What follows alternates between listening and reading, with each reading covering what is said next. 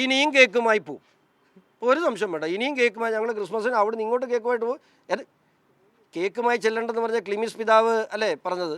ക്ലിമിസ് പിതാവ് കഴിഞ്ഞ ദിവസം നടത്തിയ സ്വീകരണത്തിൽ, അതായത് നമ്മുടെ കത്തോലിക്ക ബാവയ്ക്ക് നടത്തിയ സ്വീകരണത്തിൽ രാജീവ് ചന്ദ്രശേഖരനെ വിളിച്ച് അദ്ദേഹത്തിൻ്റെ ഒപ്പമാണ് അത്താഴം കഴിച്ചത്. എന്താ കുഴപ്പം?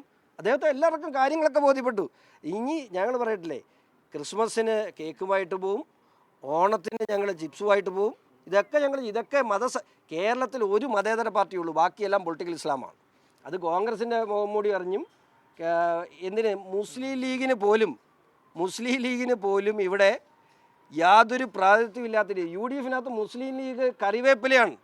അല്ലെങ്കിൽ മുസ്ലിം ലീഗിനെ പോലെ ഒരു രാഷ്ട്രീയ പ്രസ്ഥാനമുള്ള ഒരു മുന്നണിയിൽ പിന്നെ ജമാഅത്ത് ഇസ്ലാമിയുടെ പിന്തുണ മേടിക്കുക എന്നൊക്കെ പറഞ്ഞാൽ അത് മുസ്ലിം ലീഗിന് ഇതിനേക്കാൾ നല്ലത് ആ തങ്ങന്മാരെ ഇതിനേക്കാൾ മോശമായി തങ്ങന്മാരെ അപമാനിക്കാനുണ്ടോ? അപ്പോൾ ഇവർ തമ്മിൽ ഇപ്പോൾ LDFും UDFും തമ്മിൽ നടത്തുന്ന മത്സരം ഒന്നേ ഉള്ളൂ, ആരാണ് കൂടുതൽ കേരളത്തിലെ പൊളിറ്റിക്കൽ ഇസ്ലാമിനെ പ്രീണിപ്പിക്കുക എന്നത് മാത്രമാണ്.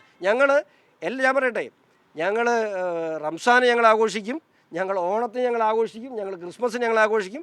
ഇതിനെല്ലാം ആ സമുദായവുമായി ബന്ധപ്പെട്ട ആളുകളെ ഞങ്ങൾ പോയി കാണുകയും എന്തും ചെയ്യുകയും ചെയ്യും. ക്രിസ്മസിന് കേക്ക് മാത്രം മതി, ഓണത്തിന് ഓണസദ്യ ഒരുക്കും. അല്ല ഞാൻ പറഞ്ഞത്, ഉപ്പേരിയായിട്ട് പോകും, ഞങ്ങൾ ഓണസദ്യക്ക് ഞങ്ങൾ വിളിക്കും. ഇതിനെന്നാ സംശയം? ഈ രാജ്യത്തുള്ള എല്ലാ ആഘോഷങ്ങൾക്കും ഞങ്ങൾ അതിൻ്റെ ഭാഗമാണ്. ഈ സംസ്ഥാനത്ത് മതേതര പാർട്ടി എന്നറിയപ്പെടാൻ ആകെ യോഗ്യതയുള്ളത് ഇന്ന് BJPക്ക് മാത്രമേ ഉള്ളൂ.